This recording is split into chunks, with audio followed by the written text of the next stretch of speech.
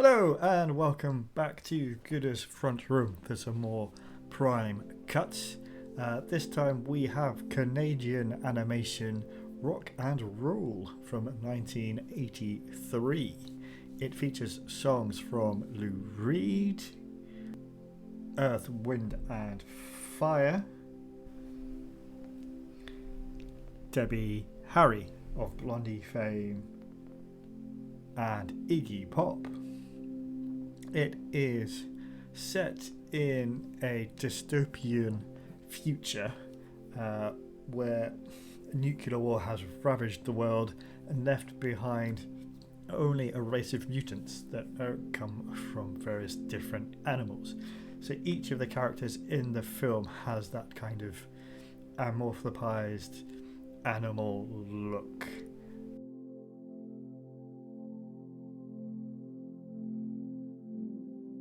And here we start off with the villain of the piece and his scary castle. Some of the animation is gorgeous, and it's a kind of almost Blade Runner-like world. This is our main character, Angel, and her partner in the band, Omar. The two of them are in a relationship, which does become a plot point. Here is Dizzy and Stretch, our kind of side characters, and the band is taking part in a talent contest whilst Angel and Omar argue over whose song they should perform. This early scene introduces us to the fact that Angel has a terrific singing voice, a singing voice that is provided by Debbie Harry. As you can see, it's not entirely family friendly material, and the pair are interrupted and invited to go and meet Mock, who in this world is a huge star, living in his Thundercats-esque house. And this is Mock. He's our villain of the piece, and he's a very kind of David Bowie-esque character. He has that kind of lithe look about him.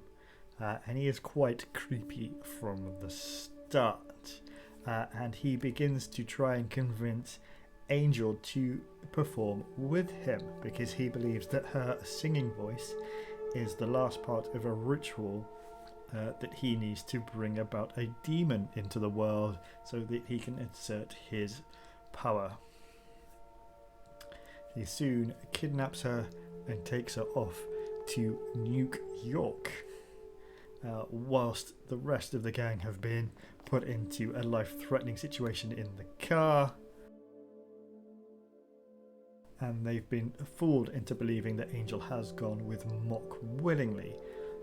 She does briefly escape with the sister of one of Mock's henchmen, and they go to a nightclub, and we get a sequence which is quite trippy and really does remind you that it's not aimed at children. Omar is fooled into believing that Mock and Angel have started a relationship. She still won't cooperate with Mock, and he eventually captures the rest of the band and tortures them to get her to perform for him.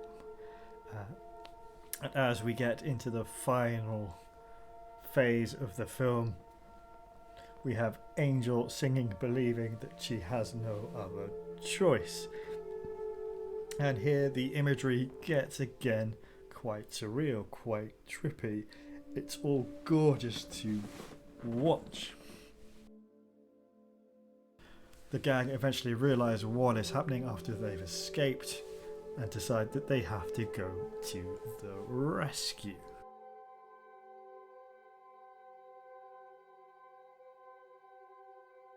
And we get really interesting mix of animation styles as the demon starts to emerge.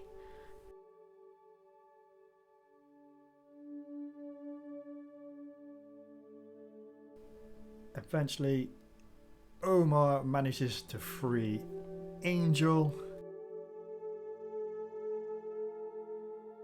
and her voice proves vital in starting to combat the demon that has risen. but crucially she can't do it by herself. It isn't enough, and Omar and her relationship is cemented as together they sing and drive the demon back, and eventually Mock himself is forced into the underworld to which he's created a portal. And this is how we close a movie, and this one I think really is a hidden gem on Prime Cutz. It's only about 70 minutes long. It's got some gorgeous animation, some fantastic songs by some fantastic musical artists. It's worth checking out.